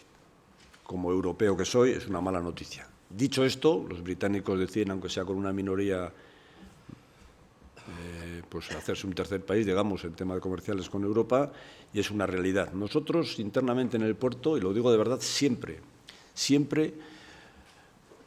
dicho lo que he dicho, que es una mala noticia, lo hemos visto como una oportunidad. Una oportunidad porque creo que el puerto de Bilbao tiene un ADN, que aquí hay parte de los culpables, y hay parte de los culpables de que tengamos un ADN de seriedad, de buen hacer, de trabajo, de hacer las cosas con responsabilidad, con cabeza. Comentábamos lo de las inversiones planificadas, en tiempo, cuando son necesarias, se trabaja bien y tenemos esa fama de seriedad fuera del puerto de Bilbao y de otros puertos. Dicho esto, nosotros, como somos así, porque lo que hemos heredado es nuestro ADN, siempre lo hemos visto como una oportunidad, y los datos que ya empiezan a asomar, quizás un poco contaminados por todavía alguna reminiscencia que queda del conflicto laboral y todavía de la pandemia, pero entendemos que en breve vamos a poder datos que confirmen que la realidad es que el Brexit nos ha permitido captar determinados tráficos que antes no los hubiéramos captado. Y para eso es muy importante, y veo aquí muchas caras conocidas y todos amigos, que todas las instituciones y todas las administraciones que tenemos que ver en el comercio con terceros países estamos absolutamente alineados como lo estamos, porque es necesario que esto sea así. Tenemos el know-how, porque trabajamos con terceros países habitualmente, e insisto, va a ser una oportunidad y se van a ver los resultados en breve. Desde la perspectiva de tráficos. En tráficos. Y la parte burocrática se da por superada, es decir... Sí, yo creo que tenemos ya la información bastante engrasada ya la maquinaria, tenemos la experiencia, veo que las cosas cada vez más mejor. La verdad es que se ha trabajado muchísimo también en esto. Previamente a que llegara el Brexit, viene el lobo, pues ya se estaba trabajando el conjunto de las administraciones para que cuando llegara el lobo estuviera todo bien. Hubo muchas reuniones, muchos ejemplos, poner todos los problemas que podían surgir encima de la mesa, adaptación de los espacios, en fin, se hizo todo con carácter previo, teníamos el know-how, creo que se ha hecho muy bien, creo que todas las administraciones están implicadas y si realmente existiera algún roce o alguna cosa que no funciona como Dios manda, estamos todos alineados para resolverlo. Tocó en esos años también todo el tema del conflicto de los polizones, ¿no? Lo vivimos en el propio Consejo con, bueno, yo creo que era tema recurrente, los conflictos que se generaban, el impacto que tenía sobre compañías, Brittany Ferries también se quejaba de ello. Estuvimos a un tris incluso de perder algún tráfico en ese sentido, ¿no? ¿Cómo está la situación en este momento? A ver, ha mejorado mucho. La verdad es que ya no es el tema de los polizones, que sí, es importante, sino que en los últimos años el 100% de los intentos eran de ciudadanos albaneses. Quiero decir que ahí hay mucho más que el polizón, el hombre que pasa en la patera de África, tal, intenta pues, buscarse la vida en Europa. Bueno, vale. Estamos hablando de algo muy organizado que en su época, en la época de Asier, había 2.500 intentos de asalto de albaneses. Los datos que me enseñan estos, si no me mienten, pues eran verdad. Pues así, ¿no? Y realmente luego ya Asier tomó algunas medidas, incluso de carácter físico, con el muro aquel, que le cayeron hostias más que en Belchite, la hostia, ping pong, pero fue eficaz. Y luego también la colaboración de los cuerpos y fuerzas de seguridad del Estado y la Ertzaintza, la propia policía portuaria, también el desmantelamiento de los campamentos que se ubicaban alrededor de la zona portuaria. O sea, poco a poco se lo fuimos haciendo difícil y lo que ellos buscaban y buscan siempre es buques cuyo destino sea Reino Unido. Ellos lo que quieren, pues por circunstancias que todos sabemos. Ahora mismo todo ha jugado un poquito en contra de ellos, ¿no? Pues los hombres pues ya se van a otros puertos que tienen quizás más fácil de acceder.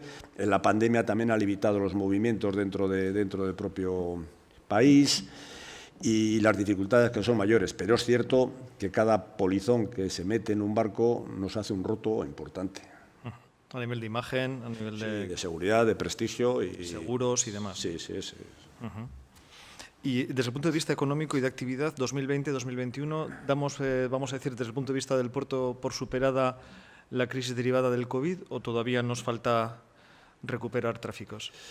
Nos faltan. Nosotros cerraremos, mañana vamos a dar los datos, podemos adelantar, hemos crecido, obviamente, respecto al ejercicio 20, solo faltaba que hubiéramos bajado con lo que fue el 2020, pero todavía estamos lejos de los datos de 2019.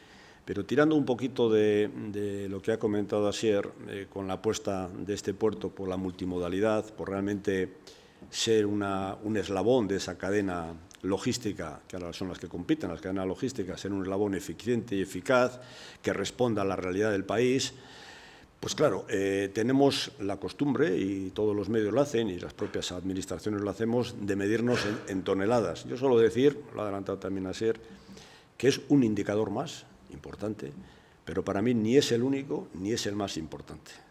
Quiero decir, por ejemplo, con la iniciativa de Asia Wind, que gracias a Dios le está yendo bien y están pidiendo más ampliaciones de espacio, y eso es bueno para todos, para el conjunto de la comunidad portuaria y para la propia actividad del país, pues ocupas mucho espacio moviendo pocas toneladas. Es decir, que luego cuando el valor de la tonelada, no todas las toneladas es igual, y simplemente pues, la pandemia, la caída de la movilidad, la falta de la demanda de los diésel y las gasolinas, pues hacen que el principal tráfico del puerto de Bilbao caiga, y ahí sí caen muchas toneladas.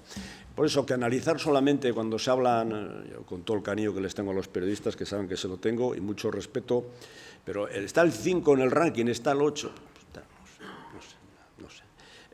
Hay que analizarlo más profundamente.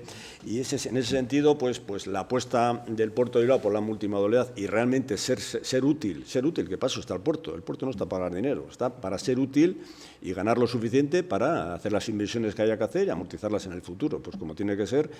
Pero creo que nosotros estamos bien ubicados y esa apuesta por el ámbito industrial, aunque nos suponga una caída en toneladas, es muy positiva para todo el país. Muy bien, ahora si os parece podemos abrir el debate para que intervengáis cualquiera de los 5. En este sentido, Ricardo, a veces pienso que en el puerto puede ocurrir un riesgo semejante al que podemos vivir en Vizcaya en el ámbito fiscal por nuestra gran dependencia de las grandes empresas que tenemos ubicadas, ¿no? En el ámbito recaudatorio hay que reconocer que los 10 principales aportadores de recaudación de tributos de alguna forma se llevan un porcentaje importantísimo tanto de IVA como de impuestos a sociedades, ¿no? ¿Vive el puerto quizás una excesiva dependencia de Petronor, una excesiva dependencia del gas que de alguna forma haga poner en riesgo un futuro positivo? Y os lo pregunto a todos porque de alguna forma habéis vivido la misma situación seguramente semejante, ¿no? No, a ver, por empezar, ahora mismo los ratios que estamos manejando, el 57% de los tráficos que hemos movido en el 21 son graneles líquidos, yendo un poquito en las aportaciones de IVA, las aportaciones de impuestos y tal. Y evidentemente, bueno, es una realidad. Sería malo si no ocurrieran dos cosas. Una, que los cambios de modelos energéticos que van a venir, las empresas importantes que están funcionando, no estuvieran ya trabajando en ese movimiento, en esa transición energética, que lo están haciendo, como todos sabemos, y lo están haciendo bien, y por lo tanto se mantendría esa actividad en el puerto. Y dos, si no fuéramos capaces de seguir siendo multimodalidad, es decir, que el puerto de Bilbao no sea exclusivamente de graneles líquidos. Estamos aportando infraestructura, no solamente física, sino digitalización, automatización, estamos muy metidos en esas cosas, para que realmente podamos captar otro tipo de tráficos que no sean los que tú comentas, Iñaki. Y cumpliendo esas dos cosas, pues cuanto más toneladas mueva Petronor, mejor para el país, mejor para el puerto. Y ojalá que movamos muchas toneladas más de otras cosas que no sean los graneles líquidos. José Ramón, sí. Yo quería añadir que el puerto de Bilbao siempre ha sido cautivo. Recordemos Altos Hornos, Petronor ahora. Y de alguna manera, con reinventarse tenemos que ver la capacidad que tenemos. O sea, nosotros no podemos ser Valencia ni podemos ser el puerto del Mediterráneo.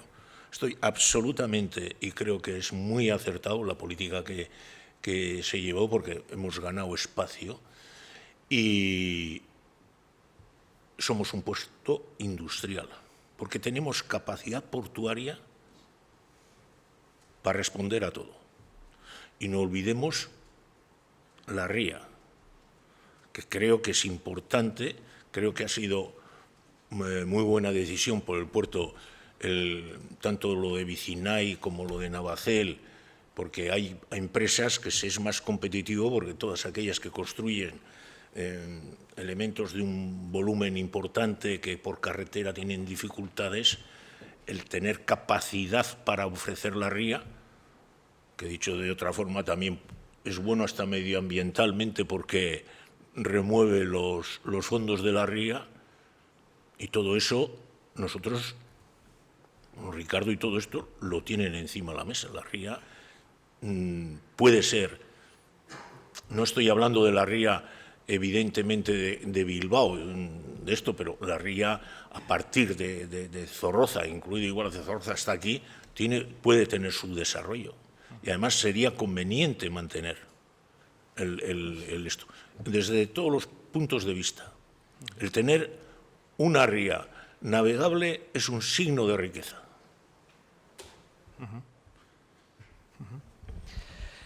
Nos está tocando vivir también, por otra parte, algo inesperado, ¿no? Un absoluto colapso económico, ¿no? a nivel marítimo. No sé, dicen que no existen contenedores, no sé si Progeco los tiene todos guardados. Dicen que todo lo que flota está en el mar, pero los plazos de entrega de mercancías se alargan. De China y Europa parece que se han alejado en kilómetros. Esto realmente es un problema importante en un momento de recuperación económica donde Europa lo está dando todo con esos fondos, esas inversiones brutales, una inflación al alza. Estamos viviendo una situación económica de riesgo en la cual podemos llegar a sufrir un frenazo económico. ¿Tiene solución a corto plazo este colapso económico a nivel, sobre todo, marítimo? Tema transportes, camioneros. ¿Qué pensáis? Yo, por hacer algún comentario, esto se puede hablar por babor, por estribor, de todas las formas. Pero sí que, al final, la globalización, que es de lo que estamos hablando, es una realidad. Está ahí. Y también es cierto, y lo hemos visto con la pandemia, la dependencia que tenemos en España, por decir un ejemplo, o en Europa, de algunos bienes que fueron necesarios en su día, porque el tiempo pasa rápido, pero ¿os acordáis cuando las mascarillas, todo aquel lío que tenía que ver de China, tal?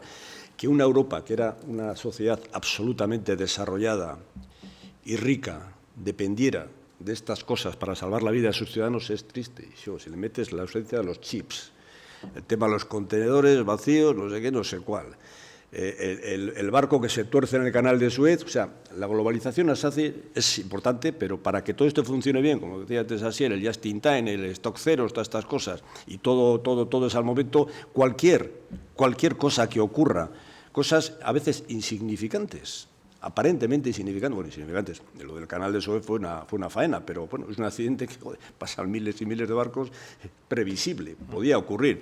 Pues fijaros la que montó a nivel mundial, ¿no? Luego, si a eso lo subimos, todo eso lo que hace es que se descompense todo el equilibrio ese que está a nivel mundial, y nosotros, siendo un puerto más bien centralizado, focalizado en el tema del source shipping, muy vinculados a los puertos grandes de Norte Europa, pues hace que se colapse todo esto y al final sí tiene reflejo en esto, ¿no? Yo creo que el ejemplo de lo que ha ocurrido con la pandemia y las debilidades que tenemos como sociedad occidental en caso de que venga cualquier resfriado, tiene que hacer pensar a los gobiernos y creo que habrá cambios en el futuro. José Ángel, ¿qué opinas? Yo creo que, por contestar a tu pregunta, por lo que al transporte marítimo se refiere, el colapso que pueda haber, ese se resuelve con el tiempo, con un plazo relativamente corto. Es verdad que si no ha habido el ritmo de intercambios habituales se altera, pues se acumula material en un sitio u otro. Pero yo creo que el mayor problema que nosotros tenemos viene de lo que ha sido la crisis sanitaria, que ha derivado en crisis económica, ¿no? Que estamos hablando ya de la sexta y séptima olas, que si esto hubiese acabado con la primera, pues probablemente lo que hubiese sido es crecer el nivel de stocks a nivel mundial y poco más.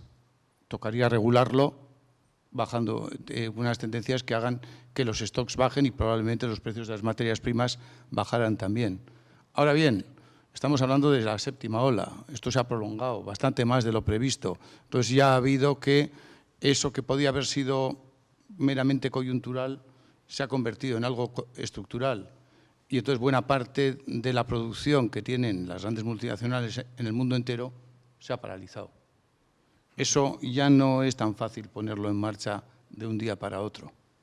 Eso hace que los stocks que se hubiesen podido constituir con una crisis meramente coyuntural, pues bueno, se hayan agotado.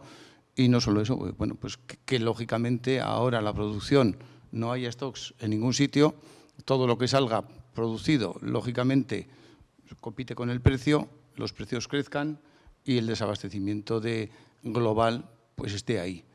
¿El tiempo lo va a arreglar? Pues seguramente. Lo que pasa es que ese tipo de decisiones que en este momento se toman en un centro de decisión para todo lo que es la geografía mundial, pues puede llevar también a pensar el hecho de decir que determinada planta de producción que no era lo suficientemente rentable o que su rentabilidad entraba en un momento determinado, pues va a cesar en la producción si se traslada esa producción a un sitio donde se pudiese conseguir en un plazo más corto. Y yo creo que ese es lo que estamos padeciendo ahora, la amenaza que tenemos y lo que nos puede también, pues lógicamente, afectar a todos en nuestro quehacer diario y a los tráficos del puerto en particular, por lo que ahora nos toca.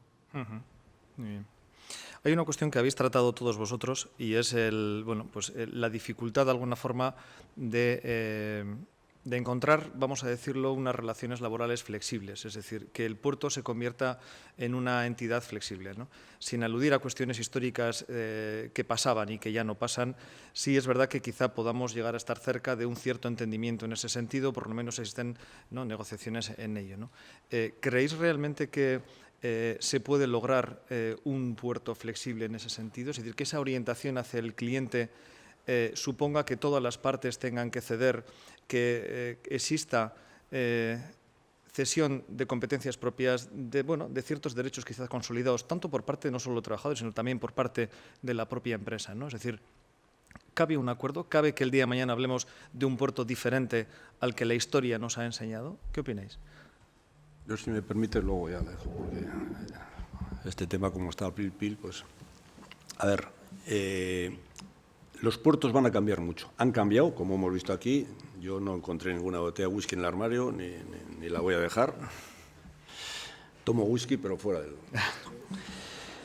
Pero están cambiando mucho, van a cambiar más. Las formas de trabajo también, y lo sabemos todos. Pero yo sí quería dar un enfoque que creo que es realista y optimista o positivo. Claro que tienen que cambiar las formas de trabajo. Eso lo saben los trabajadores, los empresarios y la administración. Solo faltaba. Y eso solamente se consigue con sinceridad, con confianza mutua y negociando. Y negociando quiere decir, por todas las partes, dejar pelos en la gatera. Y si el puerto, la autoridad portuaria, mejor dicho, tiene que implicarse más de lo que está implicando, se implicaré. Porque ahí nos va la vida. Ahí nos va la vida. O estamos o somos una cadena logística que pasa por el puerto y lo haga atractiva, o como se ha dicho antes, obviamente los cargadores optarán por otros puertos. Y cada vez más se desarrolla el tema ferroportuario, que es un impulso que va a crecer mucho en el futuro, y cada vez es más fácil la fuga de mercancías y las fugas de cargas que se pueden ir a otros puertos si nosotros no somos eficaces. Pero esto los trabajadores, veo ya algunos trabajadores de la estiba que tengo muy buena relación con todos y hablo con todos, porque yo creo que todos, en todas las colectivos hay, hasta en mi casa hay alguno que es más rarito que otro, pero en general la gente tiene buena disposición y quieren soluciones. Y yo creo que estamos en un momento que vamos, hay que llegar a un acuerdo, en mi opinión, sí o sí. Y no me meto en las condiciones, pero tenemos que llegar porque nos jugamos mucho.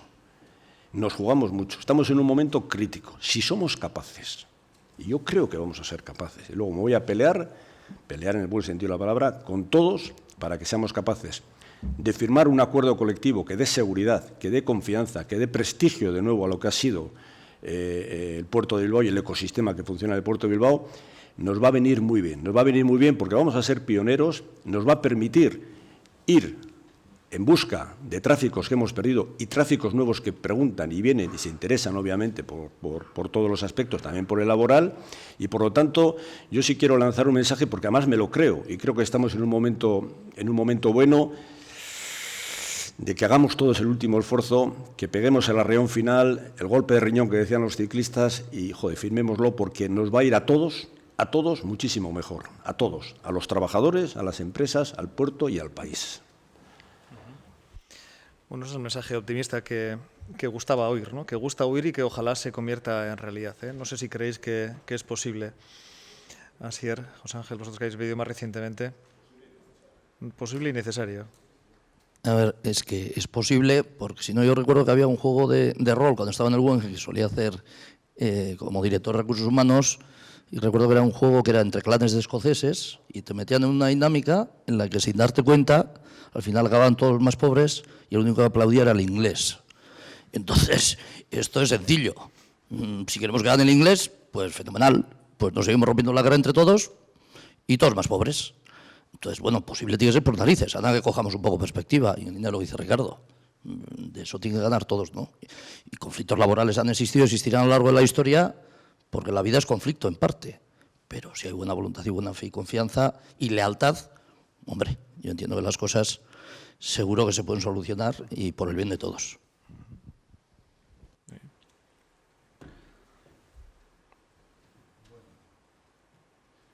Yo creo que el puerto de Bilbao ha vivido épocas mejores que la actual.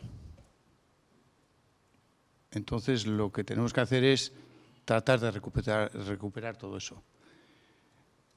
Estamos compitiendo puertos, países, y está claro que quienes están demandando los servicios de los puertos lo están haciendo también en una geografía mundial. Hemos dicho, y estoy un poco recuperando todo lo que hemos dicho aquí, que estamos hablando de cadenas de transporte. Y me voy a quedar con, no le veo a Borja Vicinay por ahí, pero me voy a quedar con las cadenas, ¿no? Porque nosotros, si de algo sabemos, es de que tenemos al mejor fabricante de cadenas del mundo, ¿no? Que es Vicinay. Pero una cadena, Vicinay la sabe hacer de 100 toneladas y la sabe hacer, tiene tecnología para la de 200 toneladas. Pero si vamos poniendo eslabones y ponemos uno de 20, esa cadena es de 20. El problema que tenemos en la cadena de transportes que pasa por el puerto de Bilbao, creo yo, lo hemos tenido siempre, es que el dimensionamiento de los eslabones no es estándar. Tenemos gentes que lo hacen muy bien, que probablemente estén aportando eslabones de 200 toneladas, pero está claro que si tenemos un colectivo de todos ellos que aporta un eslabón de 30 toneladas, esa cadena es de 30 toneladas. Entonces, yo sí creo que algún colectivo ha podido vivir épocas mejores, pero probablemente por su beneficio, porque vamos a ver, si aquí de los padres entran los hijos y luego los nietos, si de su beneficio los demás mejoran, yo creo que es el momento de que tienen que pensar que la situación que han vivido ha sido de privilegio y que en este momento, por el bien de todos, toca estandarizar la situación. Es un mensaje muy potente, yo creo, el que habéis trasladado. Pedro, ¿qué hacemos con el Palacio Olavarri? ¿Qué hacemos con el Palacio Olavarri de Campo Volantín? Digo, Azcuna quería hacer la ampliación del Bellas Artes, luego parecía que iba a ser un hotel. Yo creo que desde tiempo inmemorial, ¿no?, se llega hablando de ese palacio. Pues como suelo decir yo que digo las verdades del barquero, no tengo ni idea. Pero supongo que habrá que utilizarlo en algo que sea útil para la comunidad. Es que esto es un lugar común, ¿no? No se me ocurre porque no lo he pensado. Y ahora de repente, como no soy nada listo, pues no se me ocurre qué. Seguro que Ricardo ha pensado alguna cosa. Pero yo lo que sí creo es que está mucho mejor el centro y el de mando en el propio puerto que no allí, que es donde estaba yo. O sea, eso lo tengo claro y como creo que eso ya está superado, pero lo demás no tengo ni idea. Sí, cogiendo las palabras de Pedro, yo creo que fue un acierto en su día trasladar aquí las oficinas y hay que estar en el puerto, hay que oler el puerto, pisar los muelles y estar en contacto y que te saluden y te vean o te insulten a veces algunos, pero no importa. No importa, va con el cargo. Si es gente que lo hace con buena voluntad y ánimo de construir, perfecto. Dicho esto, la sede, evidentemente, es un edificio precioso, el Palacio Olavarri, y es un edificio que en desuso se deteriora de una forma increíble. Por lo tanto, hay que dar una salida. ¿Cómo está esto? Supongo que muchos lo sabrán, pero ya que tengo el micrófono, pues lo voy a explicar brevemente. Estamos a la espera de que el excelentísimo Ayuntamiento de Bilbao apruebe definitivamente su Plan General de Ordenación Urbana, que será el mes que viene o al otro, según me comenta el alcalde, será este semestre de cualquier manera.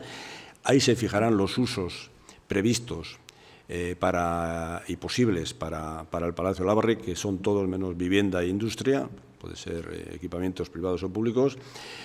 Y el puerto va a hacer lo que tiene que hacer y lo que, según me dicen mis asesores, no me queda más remedio que hacer, que es subastarlo, venderlo.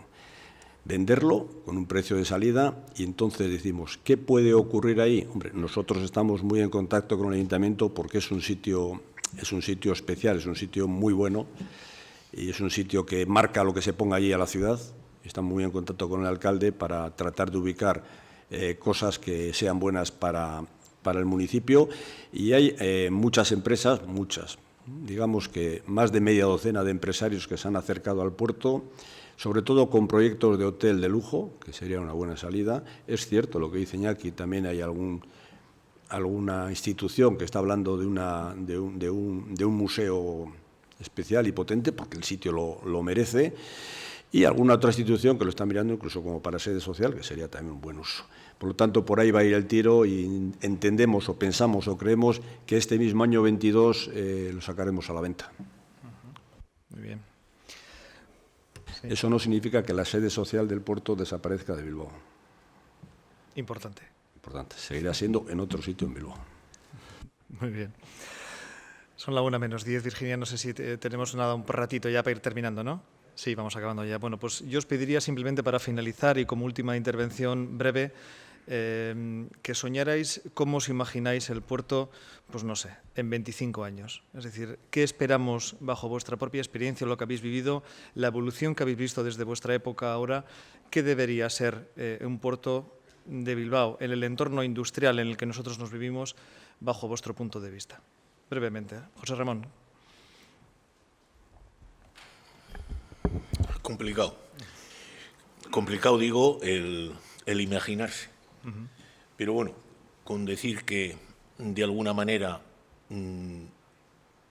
como toda la historia hace y los usos y costumbres se van heredando, lo que podría soñar para el puerto de Bilbao para dentro de 25 años, que siga siendo competitivo, que siga siendo lo que es, en todas las facetas, la industrial, y que también, como siempre ha hecho, colabore con todos los municipios ribereños, que no lo hemos citado. El puerto de Bilbao es un gran colaborador, me acuerdo ahora por el Palacio de Olavarri, con todos los municipios ribereños, porque eso es lo que crea, de alguna manera, riqueza. Competitividad y aportación al entorno. Efectivamente. Pedro, ¿cómo te imaginarías?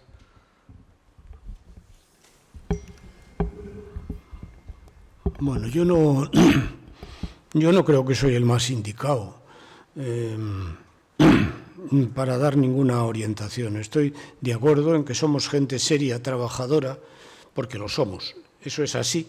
Y por lo tanto, pues saldremos adelante mejorando las instalaciones, manteniendo los tráficos, mejorando los tráficos. ¿Qué voy a decir? Un lugar común. O sea que no voy a descubrir nada. Simplemente desearos lo mejor a todos los que estáis aquí y que todavía os queda. En los demás ya estamos jubilados y nada más. No tengo más que decir. Daros las gracias por haberme aguantado. Ricardo, ¿qué piensas?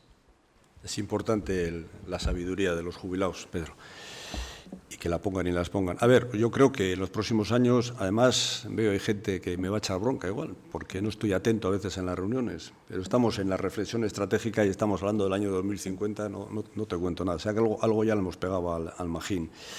El puerto va a ser muy distinto, ¿no? Todo el tema de la transición energética va a modular y va a hacer un puerto distinto. El tema de la automatización, la digitalización, el respeto medioambiental, o sea, los conceptos van a ser absolutamente distintos. Pero, ¿qué es lo que creo yo? ¿Qué es lo que me gustaría? Pues lo que tiene que ser un puerto. Seguir siendo útil a la sociedad a la que representa y pertenece. Tener utilidad en el ámbito social y en el ámbito económico, para el ámbito de actuación, para el hinterland, como lo dicen, y eso es lo que tiene que hacer el puerto, y se irá adaptando y modulando sus inversiones y sus decisiones en base a eso, a ser útil. José Ángel.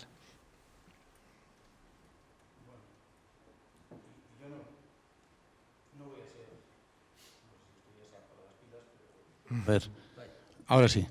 Bueno, yo no voy a ser original, me parece que ya ha contestado Pedro antes diciendo no tengo ni idea alguna de las preguntas que se formulaba. Y esta que me dices tú, ¿cómo va a ser el puerto? ¿A qué fecha lo referías? Lo corto no vale en el puerto, o sea que 25, 50 años, Bueno, es decir... 25 o 50 años, yo no tengo ni idea, eso tengo que decir. Pero por otro lado sí sé que va a ser lo que sea su zona de influencia. ¿Y qué va a ser su zona de influencia? Pues ese es igual el gran reto que tenemos que ver, ¿no? Va a ser cómo se pretende desde determinados ámbitos un entorno público, un entorno industrial, va a ser un entorno de turismo y ocio, va a ser un entorno de servicios generales, puestos a pedir, pues a mí me gustaría primero que su zona de influencia pues abarcara los 100.000 kilómetros a la redonda, señal de que somos competitivos en lo que a la oferta portuaria se refiere. Y a partir de ahí, pues todo lo que se moviese en ese ámbito, 1.000 kilómetros a la redonda, estoy diciendo, daros cuenta que me estoy yendo hasta Algeciras, Valencia y Barcelona, por supuesto, y también Burdeos y más arriba. Pues bueno, todo lo que surgiese por ahí que tuviese salida por el puerto de Bilbao. Yo creo que profesionales tenemos, capacidad tenemos. Hombre, y también me gustaría pues, que en aquel entonces pues, a los ingenieros veteranos les estuviésemos que estar rogando dónde sacar más metros cuadrados y dónde poder pensar que hay que hacer un nuevo rompeolas para poder tener una lámina lo suficientemente tranquila como para pensar en nuevas infraestructuras. Gracias. Asier. Bueno, pues ya es difícil ser original, pero a mí como me gustaría ver el puerto dentro de 25 o 50, no sé, 50 no, yo tampoco lo voy a ver, pero a mí me gustaría, al igual que el puerto sí ha sido una referencia en el mundo de la energía, como polo energético, que todos sabemos que evidentemente supone 1/3 de los impuestos, en este caso de la Diputación Foral de Vizcaya, los ingresos, que esa transición energética, decía Ricardo, se produzca y realmente ese polo sea un polo energético del siglo XXI una vez hecha la transición. Porque si no, ahí nos jugamos ya no solo el puerto, nos jugamos el propio equilibrio, la sostenibilidad del país. Y luego en línea a lo que comentabais, ¿no? Al final, yo creo que uno de los grandes retos realmente es ver entrar al puerto de Bilbao trenes de 650 metros. Y como decía José Ángel, no olvidar nunca, y también lo mencionaba Ricardo, que el puerto no es de ninguno de los que estamos aquí. El puerto es un puerto que tiene que estar orientado al cliente y el cliente, evidentemente, en mi opinión, es toda su zona de influencia y en la zona más cercana, Euskadi. Muy bien. Pues quedan los mensajes para el futuro. Yo como moderador sí os diré que igual dentro de 25 años, bueno, hasta tenemos una mujer presidenta que está aquí también sentada, que no vendría mal, por el tema de la igualdad. Bien, agradeceros muchísimo las intervenciones, vuestra presencia. Yo, como digo, creo que es una foto preciosa el hecho de que 5 presidentes del puerto reflexionen sobre lo vivido y sobre el futuro de la entidad portuaria que, como decís, es tan estratégico para este país desde el punto de vista económico, sociolaboral y demás, ¿no? Por tanto, enhorabuena y eskerrik asko etortzeagatik. A Virginia también felicitaros por el centenario y a todos vosotros por la asistencia. Así que nada más, eskerrik asko.